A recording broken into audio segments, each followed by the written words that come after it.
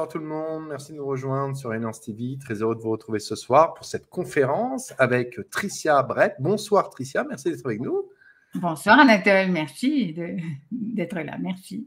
Alors, ce soir, nous allons parler de la reconnexion à mon âme en rencontrant mon âme galactique, Georges Esch, donc un livre que tu as écrit et qui est sorti aux éditions Be Light. Ce soir, nous allons parler justement de ton parcours avec justement cette rencontre, on peut dire galactique. Comment tu en es arrivé justement sur ce chemin? On en parlait tout à l'heure.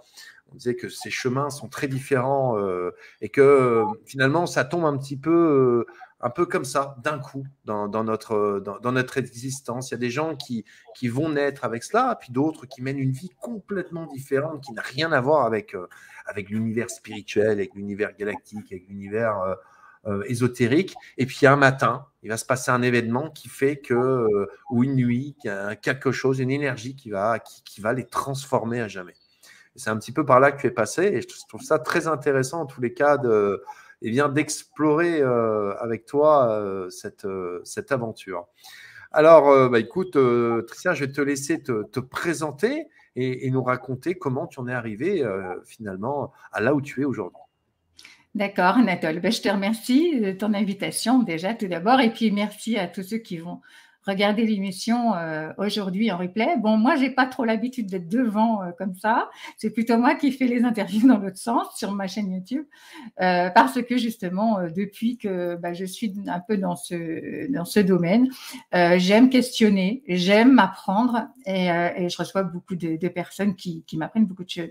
Alors moi, effectivement, comme on dit, il y a un avant, un après. Moi, j'étais pas du tout dans le domaine, on va dire spirituel, parce que spirituel, c'est un gros mot. Je le mets d'ailleurs en début de mon livre, hein. On dit le mot spirituel, mais en fait, c'est plein d'autres choses. En fait, c'est l'invisible, c'est le visible, c'est l'inconnu, le connu, bref. Et moi, je suis à la base, on va dire un petit peu avant, je suis une ancienne gérante d'entreprise. Avant, mon premier métier, c'est secrétaire de direction trilingue, parce que très tôt, j'ai appris les langues étrangères. Donc, moi, je sais parler anglais, espagnol couramment, et un peu d'italien, un peu d'allemand. Enfin, bref, moi, dès toute jeune, j'ai aimé apprendre les langues. Dès la 6e, je voulais avoir plein de langues. Bon, bref, c'était vraiment j'ai eu un bac de langue, d'ailleurs. J'ai fait de la fac de langue, j'ai fait du trilingue pour pouvoir voyager et faire des traductions, être un peu la traductrice de mes patrons à l'époque. Et de fil en aiguille, donc 20, 30 ans passent. Ça se voit pas, hein. Pas trop sur les films. Mais les années passent et j'en ai terminé par être donc gérante d'entreprise. Mon mari avait une entreprise de bâtiment, entreprise générale de bâtiment. Donc lui, une personne très cartésienne, hein, jusqu'à même encore aujourd'hui. Donc ça, c'est pour une petite aparté pour dire que voilà, mon mari n'est pas du tout dans le domaine spirituel. Et donc moi, par la force des choses, j'ai été intéressée par tenter le fait d'être entrepreneur et d'être également à la tête d'une entreprise. Donc, j'ai été gérante d'une entreprise de charpente de couverture. J'ai travaillé avec des hommes et j'allais sur les chantiers avec les hommes. Très intéressant. Donc, j'ai appris comment monter une charpente, comment on mettait les couvertures, etc. Donc, j'ai géré ça du mieux possible. Mais les événements font que, bon, dans le monde actuel où on vit, il y a des hauts et des bas et on a surtout subi le bas. Donc, un beau jour, la société de mon mari donc dégringole et on est obligé de la liquider. Et j'ai subi un choc émotionnel à ce moment-là, parce que le jour où mon mari, où j'ai dû accompagner, parce que je ne pouvais pas laisser mon mari aller au tribunal, parce que c'est comme ça que ça se passe. On va au tribunal, on passe devant des gens qui vous disent que vous allez fermer votre société. J'ai accompagné mon mari et c'était le jour de l'enterrement de ma grand-mère. Et ma grand-mère, pour moi, c'est quelqu'un qui m'a élevée aussi toute petite. Et pour moi, ça a été un crève-cœur de ne pas pouvoir aller à son enterrement, parce qu'il a fallu que je choisisse. Donc là, j'ai été coupée en deux. Et là, ça a éclaté. Donc de là, ça a été mon premier choc émotionnel. Ensuite, je gardais moi ma partie de société, mais il n'y avait pas suffisamment de travail pour assumer mon mari et moi-même. Donc, on avait choisi que mon mari continuerait donc cela et moi, que j'allais repartir vers d'autres horizons et je suis devenue assistante commerciale dans une autre société. Et là, je suis, bon, je ne vais pas trop en parler parce que je ne voudrais pas que ça vienne aux oreilles, mais ça a été difficile. Et pendant un an, en fait, je suis allée à contre-cœur. C'est bien ce qu'on peut dire, à contre-cœur, tous les matins à cette entreprise pour travailler. Et au bout d'un an, même pas, parce que ça a commencé au bout de 6 mois. Au bout de 6 mois, mon corps a montré tout de suite que ça n'allait pas. Et j'ai fait une capsulite de l'épaule, c'est-à-dire que j'ai mon bras gauche qui s'est complètement soudé. Et pendant 6 mois, je n'ai pas pu utiliser mon bras. Premier choc. Donc ça, tout ça, c'était les chocs que j'avais accumulés. Tac, clac, clac. Et le fait que, paf, donc là. Et comme cela ne suffisait pas, 6 mois après, j'ai été paralysée des 2 jambes. Je me suis retrouvée à l'hôpital avec des douleurs atroces partout, parce que bon, quand on dit j'ai mal partout, on a cru à de la fibromyalgie. C'était pas de la fibromyalgie. Et on a diagnostiqué, donc à l'époque, il y a 4 ans exactement, un rhumatisme de type polyarthrite ankylosante. Je me suis retrouvée avec des cannes, avec un corps que vous voyez là double, en double, cortisone, morphine, des mots très, très, très, très importants. Un rhumatisme qui, je te dis, m'a handicapée. On a presque pensé à m'acheter une chaise roulante. Je ne pouvais plus faire quoi que ce soit sur moi. Donc, j'étais obligée d'avoir de l'aide pour me laver les cheveux, pour me laver. Enfin, c'était pas terrible.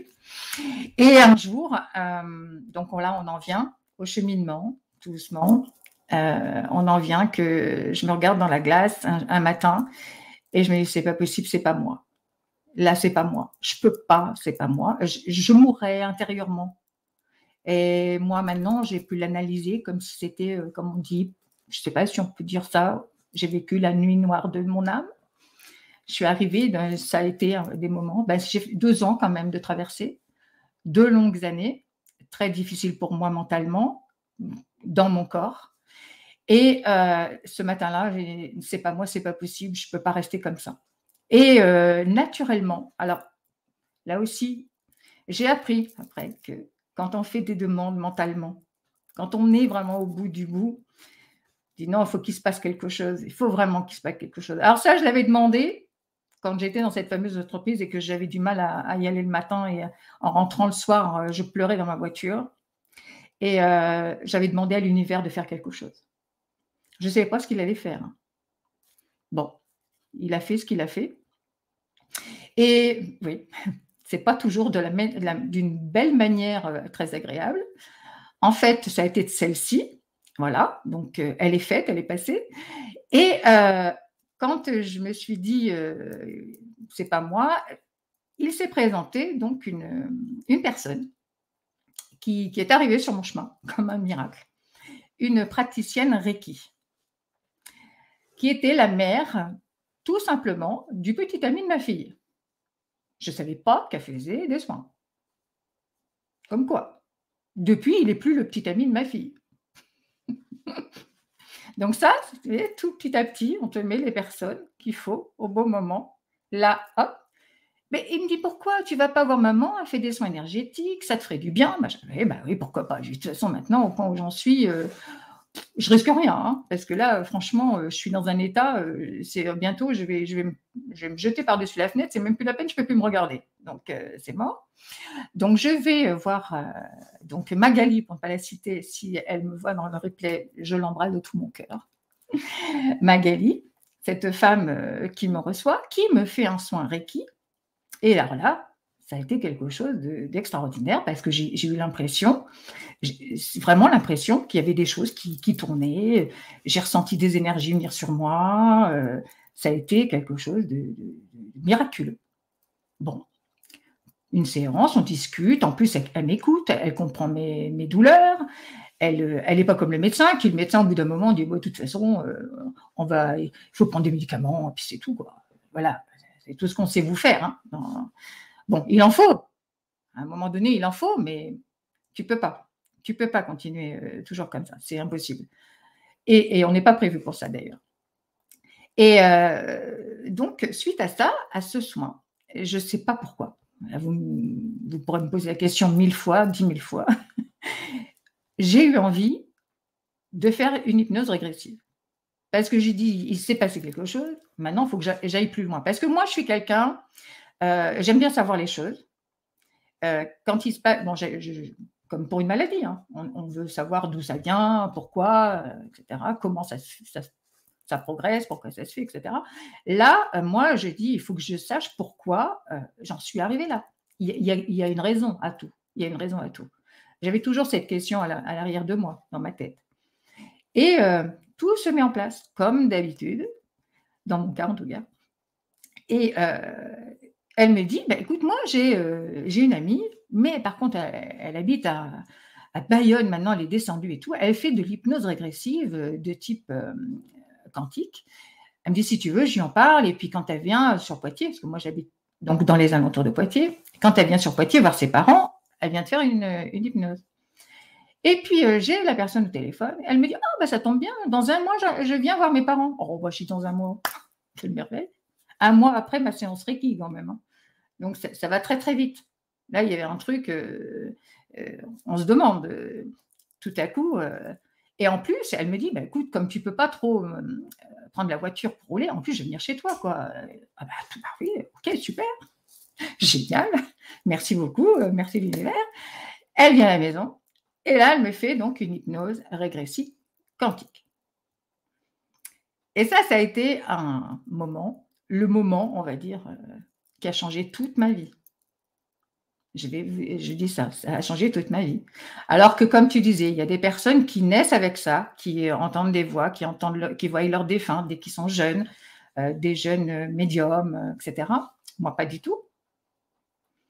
Il a fallu cette hypnose régressive pour que je comprenne tout après. Donc, dans cette hypnose régressive, on te met en état de conscience modifiée. Je suis allongée sur mon lit. Tout va bien.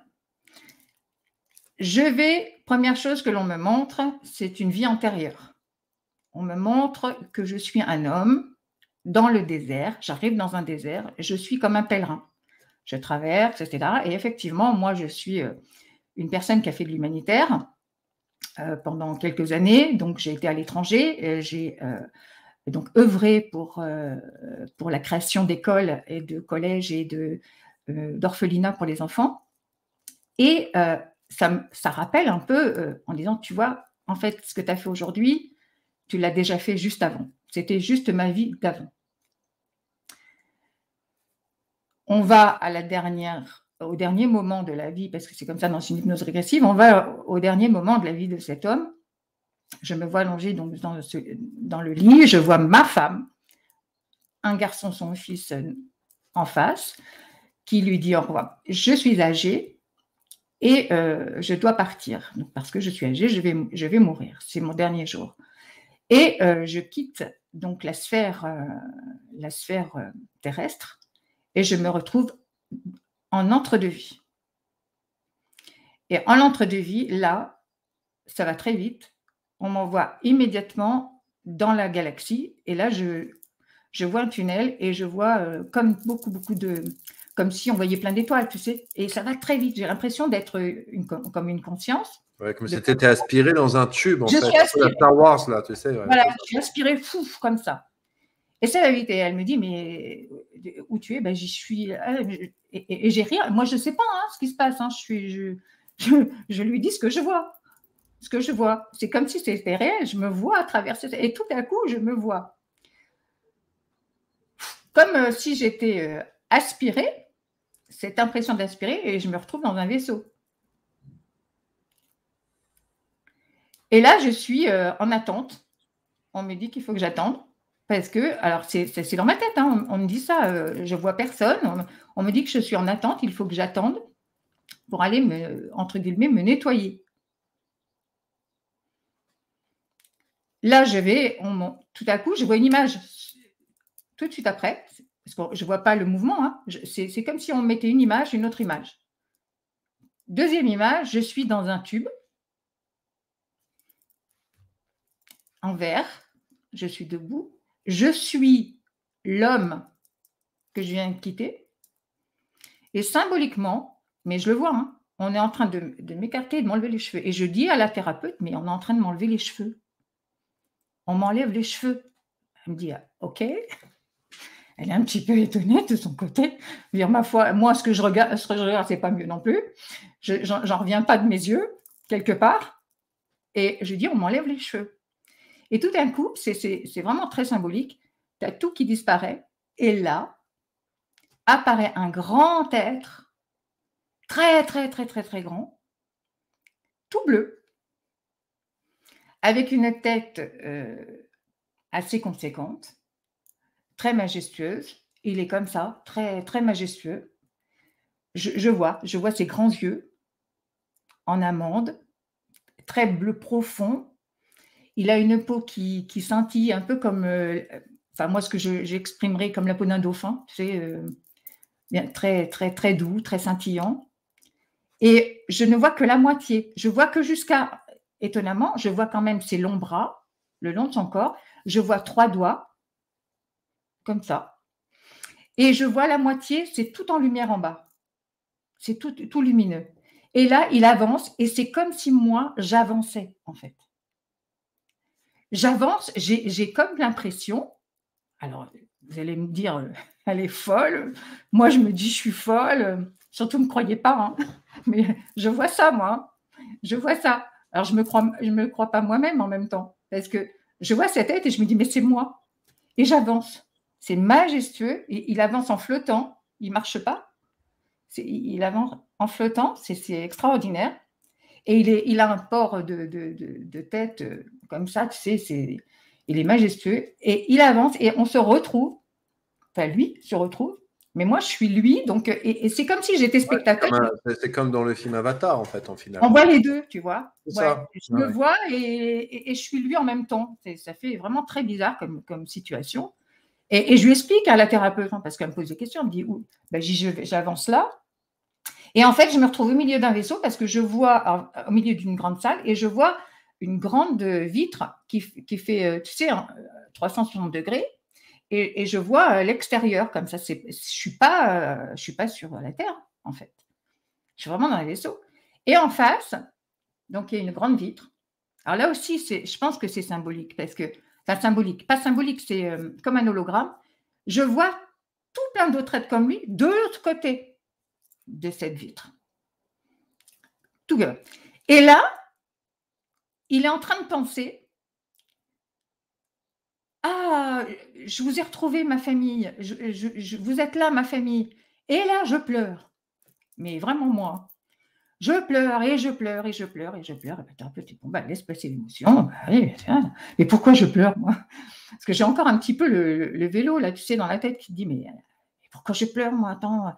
Et je sens que je suis lui et je suis contente d'être avec ma famille parce que je suis chez moi. Je suis chez moi. Mais vous voyez, il leur dit, j'ai pas été long. J'ai pas été long, vous voyez. Mais bon, c'est pas grave, je vais revenir de toute façon. Et ça, je l'entends dans ma tête. Donc après, image suivante, la thérapeute dit, bon, bah quand même, Patricia, elle est venue pour faire un soin. Elle est venue demander quelque chose dans cette techno. Donc déjà, elle est venue demander un soin. Donc là, on m'emmène, j'ai une image tout de suite, on m'emmène dans une salle et je repasse dans un tube. Et là, en tant que moi-même, on est en train de me passer des lumières et je vois ces lumières qui descendent. C'est comme s'il y avait des flashs de lumière. Ça fait ça et ça descend tout le long de mon corps. Tout le long de mon corps. Et là, je ressens une vive chaleur au niveau de mes épaules parce que comme j'avais eu beaucoup de cristaux et ma capsulite ici, là, j'ai l'impression que ça me débarrassait, tu vois. Ça faisait ça, quoi. Et ça descend, ça descend, ça descend. Et on dit, bon, bah, écoute, on va voir ce qu'il va y avoir eu comme guérison. Pour l'instant, on peut pas savoir. On verra que quand tu vas revenir en tant qu'humaine, quoi, entre guillemets. Et ensuite, on pose la question, ben, écoutez, quelle est la mission de Patricia? Quel est le but de sa vie, pourquoi elle a été malade, pourquoi, etc. quoi. Moi, c'était ça le but de mon hypnose, c'était avoir une réponse concernant ma santé. C'est tout. Je venais pour une santé, on m'a montré autre chose, on m'a montré un film. Un autre film, mais complètement que c'était assez compliqué à comprendre quand même, parce que moi, je ne connaissais rien à tout ça. Donc, elle me fait revenir. Donc, la mission, en gros, c'est qu'il faut que je continue mon travail humanitaire, parce qu'avec les enfants, moi, c'est très, très important. Même moi, j'ai des projets futurs. Moi, je ne veux pas de retraite. Moi, je veux aller en Afrique, continuer ma mission de vie là-bas, avec mes enfants là-bas. J'ai d'ailleurs un enfant tanzanien que j'ai adopté officieusement, donc Daniel, que j'aime énormément et que j'ai retrouvé. Parce que si je l'aime comme ça, que je l'ai rencontré du jour au lendemain lors d'un voyage humanitaire, j'ai cru, je pense, l'avoir vu parmi l'un des Arthuriens qui était de l'autre côté de la vitre.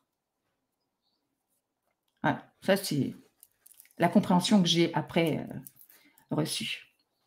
Et donc, je reviens de cette hypnose et elle me dit, dis donc, tu as vécu un drôle de voyage. J'ai dit oui, moi, c'est quoi? Ça veut dire quoi? C'est quoi?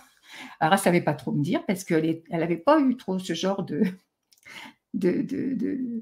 séance. Donc, moi, ce que j'ai fait, c'est tout de suite, dans les quelques jours qui ont suivi, c'est chercher ce que ça voulait dire, dans le sens où je me suis mis sur Internet et j'ai mis race extraterrestre bleue. Je ne pouvais pas demander autre chose. J'ai vu ça, mais vraiment très précisément. Et là, apparaît, comme par hasard, une image. La première qui se présente à moi, c'est un Arthurien. Bon, j'ai dit, c'est lui. C'est lui que j'ai vu. Et en fait, c'est son frère qui était en image. J'en suis restée comme ça. Mais j'ai été bouleversée.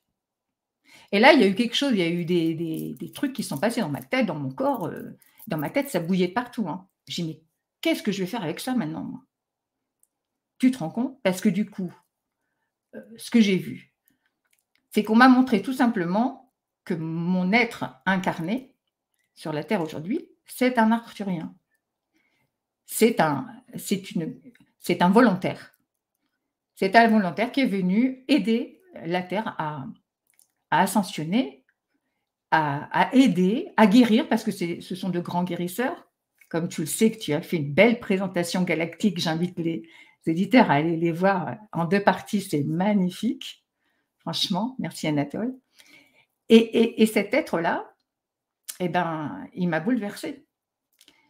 Donc, tout de suite après, alors ça se bouscule tout ça, hein, parce que les jours, les semaines passent très vite et dans la foulée, j'apprends à faire du Reiki. Je veux savoir comment on reçoit ces énergies, comment ça se passe dans ton corps, comment on fait. Et je le ressens et du coup, je découvre que j'ai de la chaleur dans les mains, qu'il y a quelque chose qui se passe à chaque fois que je le fais, que j'ai ces frissons qui passent de haut en bas, qui me traversent. Je suis vraiment en clair ressenti depuis d'ailleurs, tout le temps. Et dans la foulée, donc là, on est en juin, en septembre, je fais Reiki. En janvier, j'apprends l'hypnose régressive de Dolores Cannon, aussitôt. Je veux savoir pourquoi et comment on arrive à accéder au quantique comme ça et à aller trouver, oui, c'est le terme, on va aller trouver des personnes qu'on n'aurait pas la possibilité de trouver en 3D, là, dans notre dimension. Voilà. Écoute, je pense que j'ai fait le tour. Anatole. Non, mais je veux dire, ce qui est impressionnant, c'est ce qui serait très intéressant de savoir. Et après, justement, cette rencontre, justement, après avoir fait ça, en combien de temps tes problèmes de santé ont commencé à diminuer? Parce que j'imagine qu'ils ont... ça a été... donc, ils ont diminué, on va dire, pratiquement aussitôt. puisque les épaules me faisaient beaucoup moins mal. Après, eh ben, écoute, j'ai décidé du tout au tout, parce qu'on a demandé aussi au subconscient, c'est ça aussi qui est magique avec l'hypnose régressive. Bon, après, je sais qu'il y en a qui disent que, enfin, qui y croient pas, hein, mais enfin, bon, chacun raisonne avec ce qu'il veut en même temps. Moi, c'est ce qui m'a touché le plus et qui a résonné en moi et qui a résonné dans mes cellules, parce que mes cellules, elles ont réagi. Donc, je suis obligée de croire en ça. Et donc, aussitôt, donc c'était surtout les épaules. Et après, au fur et à mesure du temps que j'ai fait donc de l'auto-guérison en Reiki, je me suis fait un auto-traitement. Et là, l'auto-traitement, ça a été super, parce que les crises, au lieu de durer 3 semaines, elles duraient plus que 15 jours, et après plus qu'une semaine. Et après, bon, là, maintenant, c'est entre 1 journée, 3 jours. Voilà. C'est d'une. Alors, c'est marrant parce que quand on parle de Reiki, ça a été vachement décrié à un moment donné. Le Reiki a eu très mauvaise réputation dans les milieux spirituels. Est-ce que tu saurais pourquoi? Alors, je vais t'expliquer une chose. Moi, effectivement, il y a beaucoup de gens qui autour de nous, hein, on va voir même sur toute la planète, qui on parle d'une même énergie. Tout le monde l'appelle de façon différente, l'Aoshi, l'Access Bar, Kundalini, tout ce que tu veux, ça a des noms, mais c'est la même chose. L'énergie, elle est la même. C'est l'énergie universelle. Il n'y en a qu'une énergie. Donc, on en parle pourquoi? Parce que le Reiki, c'était une des premières énergies par le docteur, je ne sais plus son nom en japonais, là, qui a découvert et qui l'a mis en exergue dans le monde. Et forcément, tu sais, quand on touche la vérité, on gêne. On touche la vérité, on gêne. Donc, non, ça faisait trop de bien aux gens, tu comprends? Et ça fait trop de bien aux gens. Donc, tout ce qui fait trop de bien aux gens, on dit, bah non, c'est pas bien. C'est comme l'hypnose. On va dire, bah oui, mais ça, l'hypnose, il ne faut pas le croire.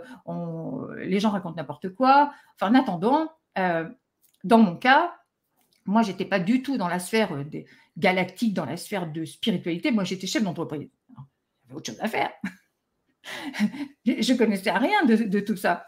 Et là, on me met là-dedans, on me dit, bah oui, mais attends, tu viens de rencontrer un Arcturien. C'est pas rien quand même.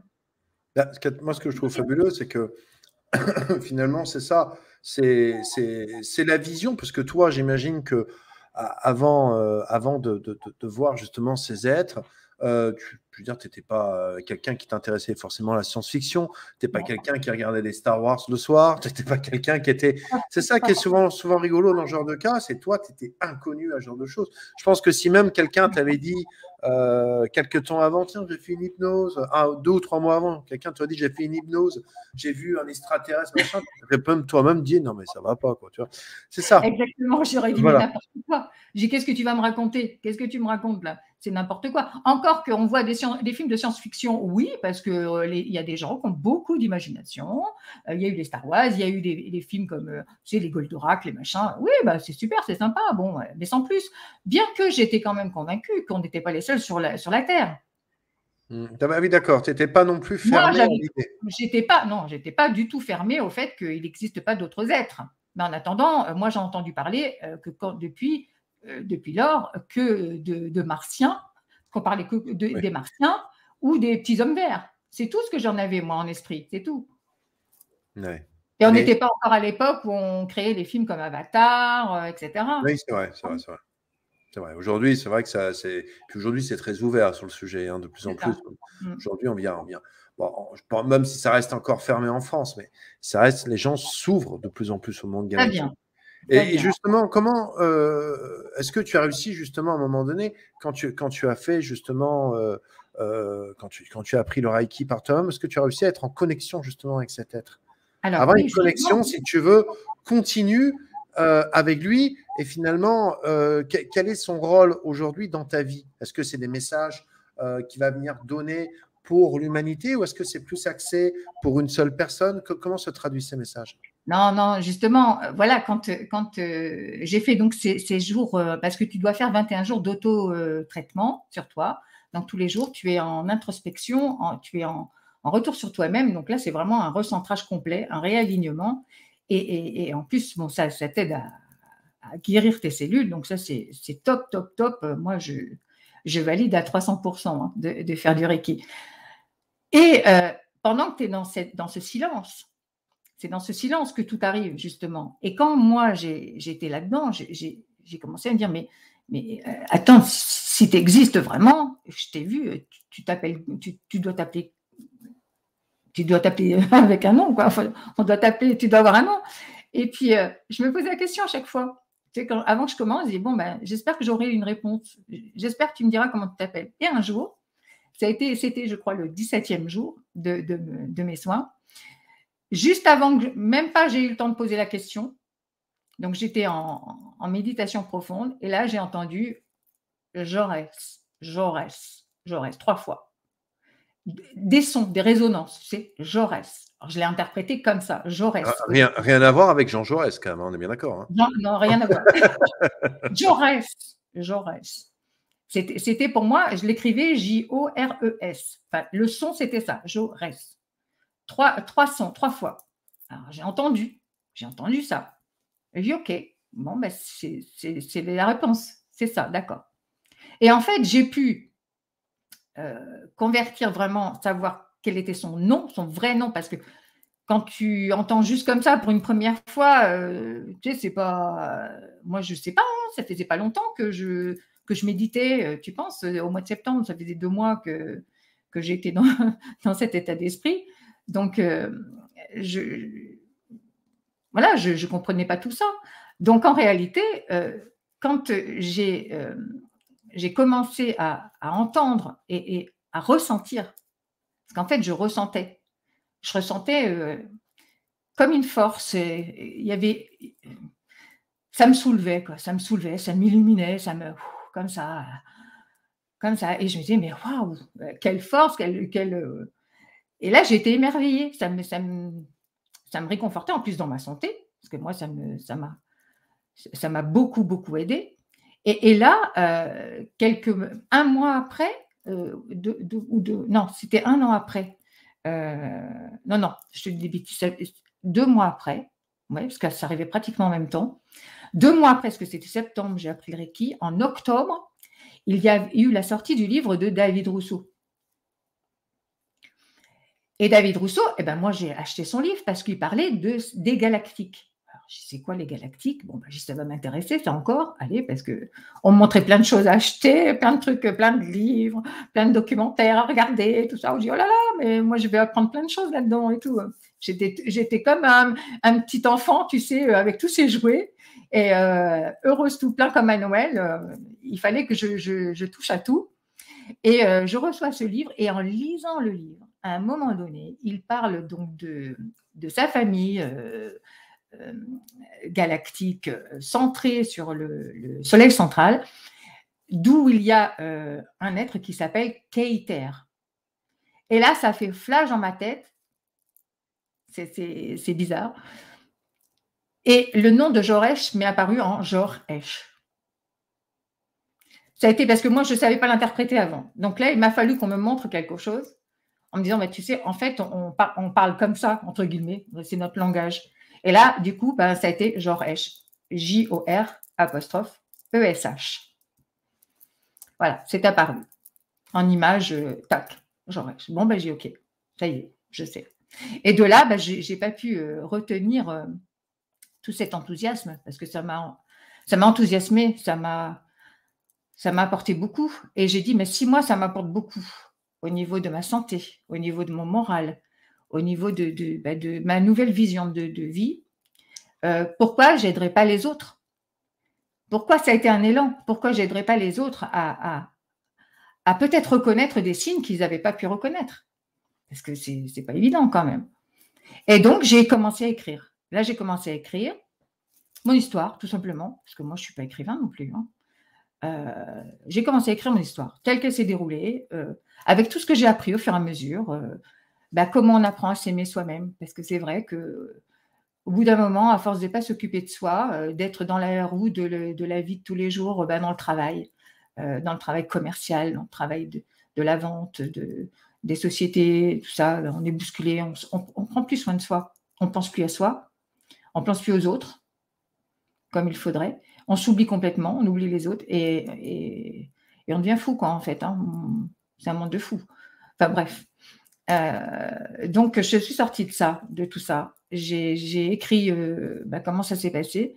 Alors maintenant, voilà, hein, c'est vrai que parler des galactiques, ça en détonne, hein, ça étonne beaucoup de monde. Mais en même temps, moi, je n'ai pas inventé ce que j'ai vu. Je l'ai décrit, donc à David qui faisait lui-même des portraits galactiques, je lui ai décrit, je lui ai dit, voilà, il est comme ça, comme ça, comme ça. Et on a affiné le portrait jusqu'à temps qu'on obtienne l'être qui est lui-même et qui est donc lui. Voilà. Alors, c'est Lui, qui? c'est Joresh. Joresh, donc c'est le bleu et à côté, c'est qui? C'est moi. Ah, c'est toi, d'accord. C'est moi. Alors, moi, tu vois, c'est volontaire où je suis en noir et blanc, là. D'accord. Pourquoi? Parce que dans l'hypnose régressive, je ne vois pas les couleurs, mais je vois que lui en couleur. D'accord, ok. Et les êtres bleus que j'ai vus, je ne vois pas d'autres couleurs. Donc, j'ai vraiment remis exactement le sentiment que j'avais. Tu vois, moi, je suis en noir et blanc, je suis l'humain un peu terne, tu sais, c'est ça, quand on est un peu dans le flou. Et lui qui est bleu, majestueux, magnifique. Alors lui, c'est un voyageur. Évidemment, il m'a donné c'est mon âme, hein, donc j'ai une âme voyageuse. C'est un voyageur guérisseur parce que il a cette capacité, tout simplement. Et c'est un grand messager surtout. Et les messages que je ressens, donc je fais, je ressens, je canalise pas moi. Hein, moi, je ne l'ai pas revu, mais je le ressens forcément. Forcément. Et quand j'ai des impulsions qui font que soit je vais écrire, donc je vais écrire, j'écris un deuxième livre, j'en ai un troisième en édition en septembre, j'ai des impulsions de dire, de donner des messages. Donc les messages, c'est moi qui les donne, mais c'est lui qui me les insuffle quelque part. Parce qu'on est un seul être. Ah oui, absolument. On est un seul être. Et là, moi, j'ai appris qu'on était multidimensionnel. Donc, en fait, aujourd'hui, moi, il m'a montré son être lui. J'ai certainement eu d'autres incarnations dans d'autres corps, mais j'en sais rien. Peut-être, sûrement, on va dire même sûrement, mais j'en ai pas vu d'autres. Moi, il est venu me montrer quelque chose à un moment où j'en avais le plus besoin. Et c'est lui qui s'est présenté à moi. Voilà, je ne vous dirai pas pourquoi, c'est comme ça. C'est lui, un arcturien. Et depuis, je suis en… Comment dire? Je suis tellement en amour pour l'humain, pour l'être humain. C'est avec lui, hein, c'est à cause de lui, je pense. Mais il aime tellement l'humanité qu'il veut donner des messages d'amour. Et c'est quoi? C'est à nous de faire le chemin, ça c'est sûr. Il me l'a dit, on ne va pas pouvoir vous sauver, entre guillemets. C'est pas eux. C'est nous qui allons nous sauver nous-mêmes. Mais pourquoi on va se sauver nous-mêmes? Parce qu'on sait qui on est. Tant qu'on ne sait pas qui on est, on ne se sauve pas. On se perd, justement. On se perd. Mais dès qu'on sait ce qu'on est, et là, moi, je sais qui je suis maintenant. Alors, je suis moi, ici, aujourd'hui. Et je transmets de l'amour, je transmets de la guidance, comment dire, c'est des conseils, hein, comme le conseil arthurien, dont je donne les lectures tous les jours, de la canalisation, et là je précise bien de la canalisation de Daniel Scranton. Daniel Scranton canalise les arthuriens. En début d'année, Joresh m'a envoyé l'intuition qu'il fallait que je donne ces messages, que je les transmette en français, parce qu'il parle en anglais, que je les transmette, mais avec mon ressenti à moi. Et quand je l'ai fait, moi, comment dire, en relation, je suis en connexion, voilà le mot, je suis en connexion parfaite avec les arthuriens quand je les dis tous les matins. Et je reçois moi-même ces messages, ça me fait un bien fou. Et c'est incroyable comme ils sont d'actualité, mais ils ne vous disent pas qu'ils vont vous sauver. Ils ne vous disent pas que vous devez suivre tel gourou ou tel machin ou tel truc ou faire… Non, non, non. Ils disent qu'il faut que vous sachiez qui vous êtes d'abord. D'accord? Et que vous agissiez en tant que vous. Et quand vous vous reconnaissez, eh ben on est tellement puissant. Et moi, qu'est-ce que je me sens forte depuis, en fait? Je me sens forte, je me sens mieux. Et c'est ça le miracle, en fait. Maintenant, je sais qui je suis. Voilà. Comme disait Yam Lipnik, connais-toi toi-même et tu connaîtras l'univers. Eh ben voilà, complètement. C'est vrai. Il y a des belles dévises.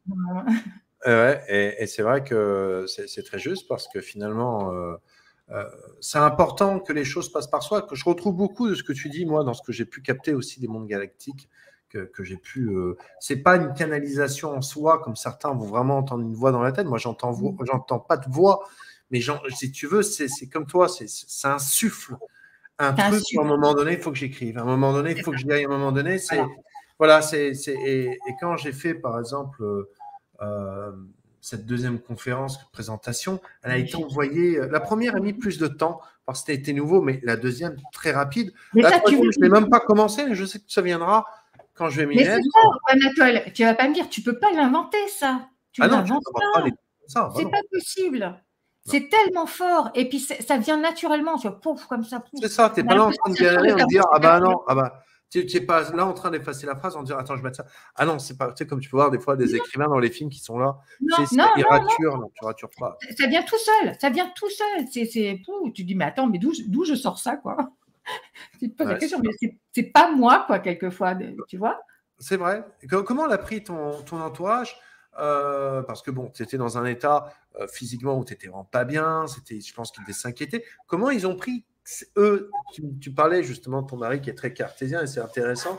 Comment ils expliquent, eux, justement, cette transformation que tu as vécue? Comment ils l'ont vécue, au fond d'eux? Eux, ils l'ont vécu. Alors, ma famille, je vais englober tout le monde. Bon, sauf mes deux filles, parce que mes deux filles, elles sont… c'est après que moi, je me sois éveillée, que j'ai découvert qu'elles vivaient des choses en parallèle, mais qu'elles ne me le disaient pas. Donc, en fait, j'en ai une qui est carrément voyageuse dans les vaisseaux avec des êtres qu'on ne nommera pas, pour ne pas apporter de choses négatives.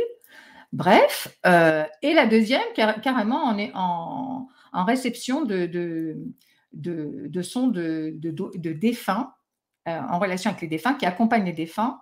Elle est aide-soignante. Et elle, c'est depuis peu, mais je pense que le fait que, voilà, j'ai parlé librement de ce que je faisais. Moi, tu sais, j'ai un âge où j'ai vécu suffisamment, et c'est ce que je l'ai déjà dit, j'ai vécu suffisamment d'ennui, avec les sociétés, tout le bazar, tu vois, d'avant, là. J'ai vécu assez de choses. Moi, j'approche de la soixantaine, les enfants. J'ai autre chose à faire que de me préoccuper de la vie des autres. Maintenant, je m'en fiche. Donc, quand j'ai vécu ce que j'ai vécu, j'en ai pas parlé, évidemment. J'en ai pas parlé à ma famille. Je dis, ça y est, elle va devenir folle. Bon, ce que j'ai fait surtout, c'est que j'ai amené les choses petit à petit. J'ai dit, je vais me former au Reiki. Ça, c'est pas dangereux de se former au Reiki. Je vais me former à l'hypnose. Pas dangereux de se former à l'hypnose. Par contre, j'ai commencé à écrire. Tu vois, j'ai écrit un livre. Ah ouais, un livre. Bon, d'accord. Et j'ai montré la couverture. Tu vois. Alors bon, évidemment, c'est un avatar. Ouais, j'imagine. Je l'ai nommé Avatar. Après, le contenu, ils l'ont lu, ils ne l'ont pas lu. Tout le monde ne l'a pas lu dans ma famille. Mais si tu veux, ils ont vu quand même qu'il y avait beaucoup de progrès au niveau de ma santé. Donc, ils ont vu que ce que je faisais, en fait, et c'est ça le but, c'est que, en fait, on montre le changement en étant éveillé. Et c'est ce que disent les arthuriens. Le conseil arthurien de 9e dimension, il dit que justement, c'est en montrant la lumière qu'on dégage que l'on va pouvoir montrer aux autres ce qui se passe. Et si toi, tu changes, mais que tu montres vraiment un changement du bon côté, hein, pas du mauvais, du bon côté, et surtout au niveau de ma santé. Ça a été quand même fulgurant parce que du coup, mes jambes, je ne suis plus paralysée. Hein. Au bout de 6 mois, bon, j'ai quand même passé 6 mois, 2 ans difficiles, on va dire 6 mois à 1 an de tâtonnement, et après, beaucoup mieux parce qu'évidemment, j'ai fait rentrer toute la lumière. J'ai fait rentrer tout ça et j'ai fait rentrer dans ma tête de parler à mes cellules, que là aussi, de leur parler, de leur dire, bon, ben maintenant, c'est bon, quoi. Voilà, maintenant, vous allez agir autrement parce que moi, je vous en donne l'ordre. D'accord? Je vous donne l'ordre d'agir autrement parce que moi, j'ai autre chose à faire. J'ai des choses plus intéressantes et je dois absolument partager cette lumière. Donc, c'est en montrant le changement que toi, tu opères sur toi que ça fait réfléchir ceux d'en face qui te regardent. Hein? Ouais, c'est vrai. Voilà. Est-ce que tu penses que des personnes qui, justement, comme ça, peuvent être bloquées d'un point de vue de la maladie, de la dépression, tu vois, des gens qui ont quand même essayé de faire parce que ça, c'est souvent assez malheureux, des gens qui ont essayé de faire quand même de nombreux efforts au niveau d'eux, qui ont essayé d'aller vers eux, mais tu sens qu'il y a un bloc. Tu sais, il y a un blocage. Ils ont beau faire tout ce qu'ils veulent, il n'y a rien qui change, et finalement, ça stagne presque à se dire que finalement, leur incarnation est une forme de fardeau, et que, tu vois, ils sont un petit peu là en attente. Est-ce que tu penses que ce sont peut-être des starseeds ou des envoyés, mais qui n'ont pas reconnecté avec leur part galactique, et qui fait que justement, du fait qu'il n'y ait pas eu cette reconnexion, fait que tant qu'en fait le câble n'est pas branché, en fait le lien ne pourra pas se faire, et qu'ils resteront un petit peu bloqués justement dans leurs soucis dans leurs soucis actuels. Tu as la réponse dans ta question, Anatole. Effectivement, tant qu'il n'y a pas quelque chose un déclic qui se fait, soit tu es complètement dans ta vie 3D, et puis ça peut être toute ta vie. Hein. Moi, ça se trouve, mon mari, je ne le convertirai jamais, et puis c'est pas grave. Hein. Moi, je ne suis pas dans le jugement, hein, c'est pas grave. Il le sera certainement dans sa vie prochaine. Parce que j'aurais semé quelques graines dans cette vie-là. Parce qu'il se pose des questions quand même. Tu comprends ? Il y a des moments où je lui dis des choses, il dit oui, c'est vrai. Je regarde des émissions, il regarde, bon, pas souvent, mais quand il regarde, mais t'as vu, non. Bon, c'est tout. Je veux pas essayer de le convaincre. Je veux pas convaincre les gens. C'est pas le but.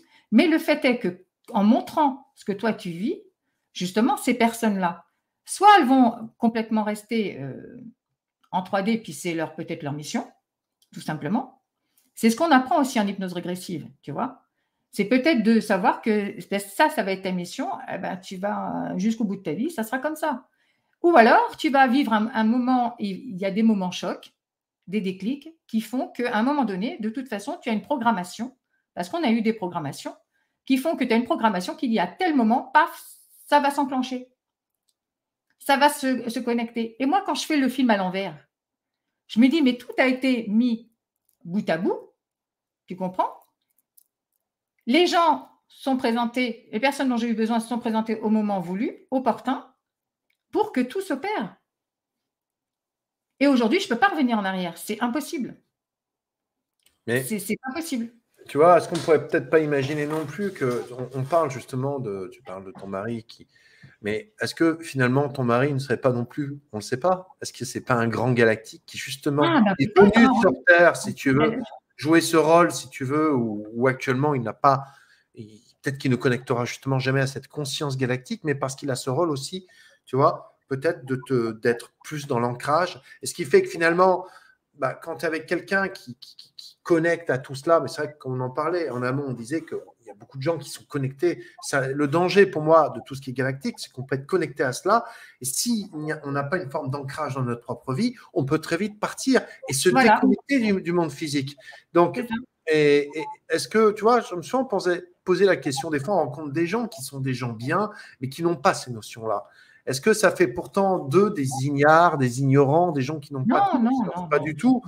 peut-être que leur rôle, même c'est peut-être des grands galactiques, tu vois, mais ils se sont dit, bah, écoute, dans cette vie, je jouerai le rôle de la personne qui n'a pas conscience de ça, mais parce que je C'est serai là ça. aussi pour toi, pour t'aider, à toi prendre. C'est de l'entraide, tu vois, une forme de C'est ça, parce donnant-donnant. que tu vois, comme je te disais tout à l'heure, en fait, on est en harmonie, même s'il n'est pas de la partie, entre guillemets, et que voilà, et on est deux opposés, mais on est complètement sur la même longueur d'onde, puisque ça fait 38 ans, tu vois, qu'on vit ensemble, et, euh, et c'est parfait.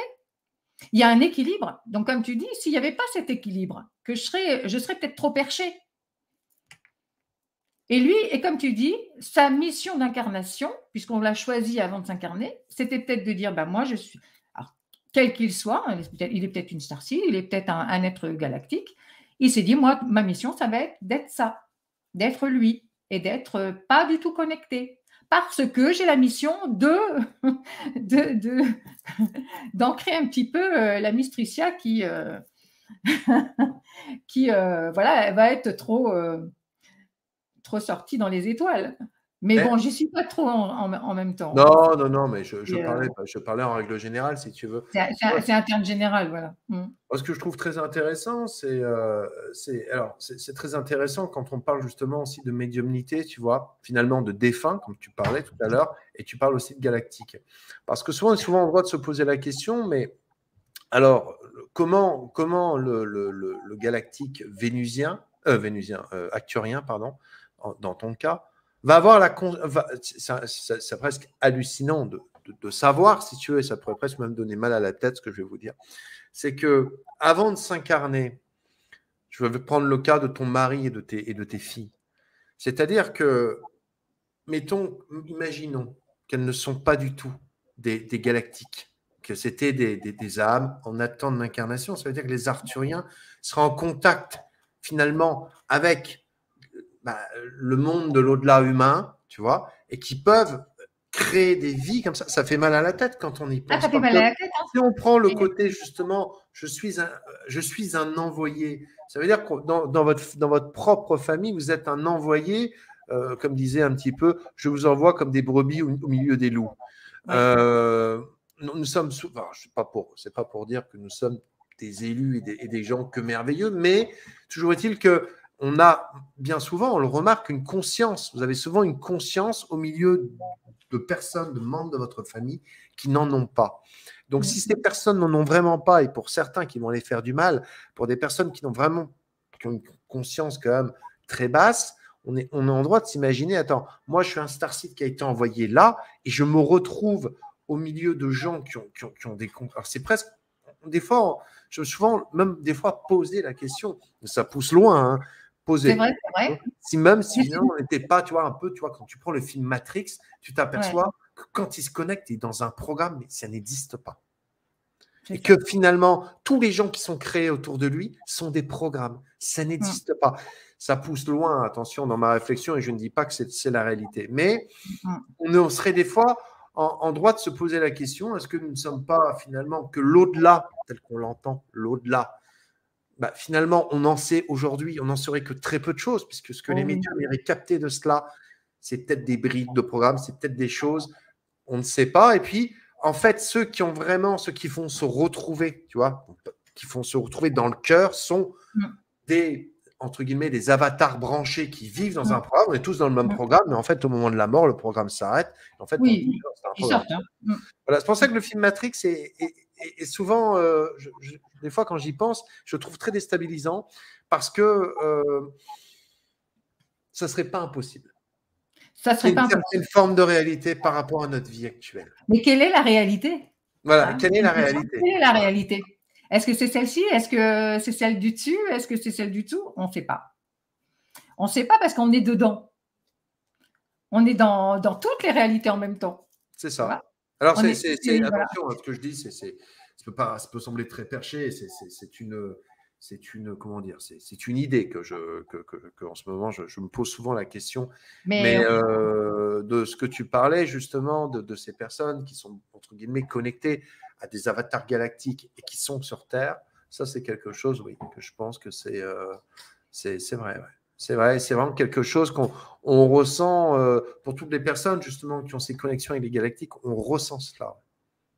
C'est ça, c'est ça. Et c'est vraiment, c'est une drôle de sensation parce que tu ne peux pas faire autrement. Tu ne peux pas faire autrement. Une fois que tu as intégré cette idée, tu l'as intégrée parce que tu as reconnecté. Et c'est ça le nom, c'est la reconnexion à son âme. Une fois que tu as reconnecté, ça y est, tu as ouvert tu as enlevé les voiles, le fameux voile de l'oubli quand on est arrivé s'incarner, mais il s'en va parce que moi, après tout ce que j'ai vu, tout ce que j'ai appris, j'avais l'impression de le savoir. Pour moi, c'était logique. Je me disais, mais dis donc, c'est incroyable, mais Oui. c'est vrai, ben c'est vrai. Tout de suite, j'ai été mis, dans les 2 ou 3 mois après, on m'a mis tout de suite sur la piste des Anunnaki. Mais je ne connaissais rien, tout ça. Ah oui. Tout de suite, on m'a mis ça dans l'histoire parce que moi, après, j'aime bien l'histoire. J'ai toujours aimé l'histoire. Et l'histoire, ben voilà, l'histoire de la vérité, l'histoire de la Bible, l'histoire du livre d'Enoch, pourquoi il n'était pas dedans, etc. On m'a mis tout ça sur le chemin. Alors après, tu prends tout, là, t'apprends, j'ai appris tellement de choses, mais c'est rien. Mais c'est rien du tout ce que j'ai appris. Je ne saurais jamais rien. Peut-être que lui, il sait, mais même Jaurès, je le dis, il ne sait pas tout, ils apprennent avec nous. Et ils apprennent encore au-dessus parce qu'eux, ils ont besoin aussi d'ascensionner. Ils sont comme nous. Ils ascensionnent aussi. Donc, même tous les peuples ne savent rien. Parce que tant qu'on n'est pas retourné à la source, le départ de la création, on ne sait rien. On apprend, mais on ne sait rien. Ah, c'est ça, oui, c'est ça qui est génial, c'est de se dire, en fait, moi, je pense de ce principe, je dis, mon âme, c'est tout, moi, je ne sais rien. Mais au fond, parce que la croyance, pour moi, est très limitante. Je crois, je crois, ceux qui croient, en fait, tu crois que ce que toi, tu penses savoir. Oui, que toi, tu penses, exactement. Voilà, mais ce n'est pas forcément la réalité. De ne pas aller s'enfermer dans des croyances, dans des idées, de rester ouvert. On peut avoir, moi je dirais qu'on n'a pas des idées, on a des ressentis sur l'instant, parce qu'une idée peut très vite être cassée chez quelqu'un. Oui. Quelqu'un qui était persuadé de croire que la vie était comme ci, comme ça, il va lui arriver un événement dans la vie qui fait qu'à un moment donné, elle va revenir sur la question. Donc on n'est pas dans l'idée, on est dans du ressenti de l'instant, et sur l'instant, on ressent les choses comme ça, et c'est juste parce que c'est le ressenti de milliards de personnes sur cette terre qui ressentent. Il y a des gens qui ont les mêmes ressentis, d'autres, des ressentis d'ailleurs qui ne bougeront peut-être pas à un moment donné. Mais il ne faut pas avoir de jugement, il ne faut pas avoir de jugement, c'est tout. C'est ça. Et de rester justement dans ce ressenti et de rester en mouvement avec ce ressenti parce que le ressenti peut bouger. D'ailleurs, c'est une manière de voir le monde et la vie d'une manière très différente. Comme toi, tu bouges dans ta façon d'être. On se transforme en fait.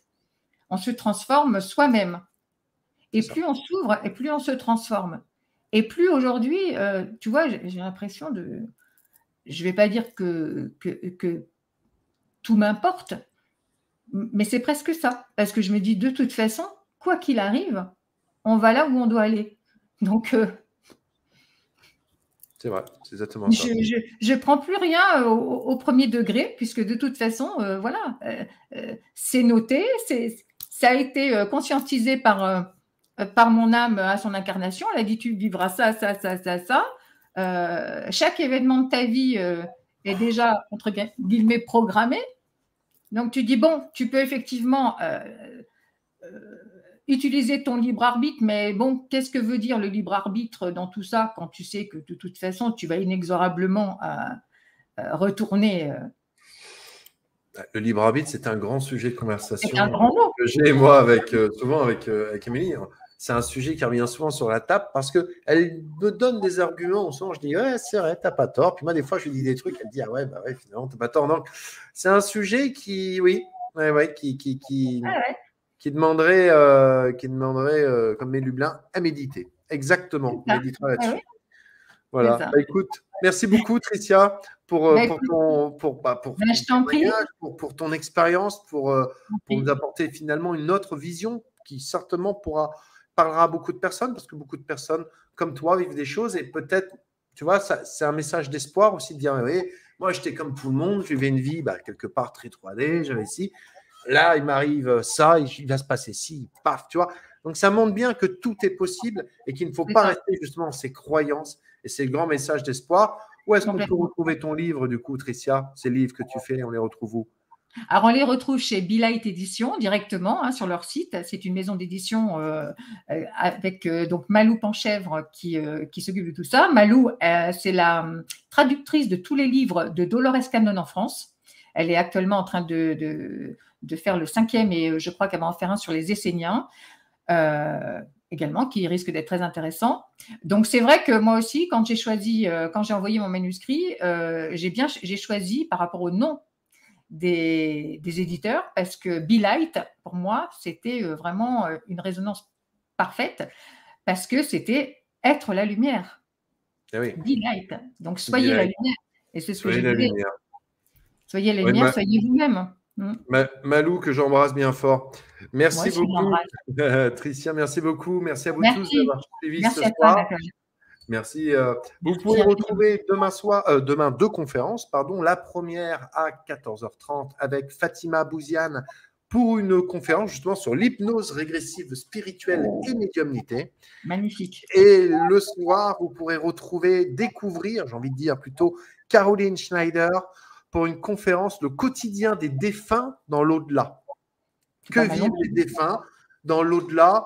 Comment ils vivent? Vous voyez, comment leur conscience, comment ça se passe? Voilà, ça sera avec Amélie. Ça va être pas mal. Voilà. Merci à vous tous. Merci Très à belle tous. nuit.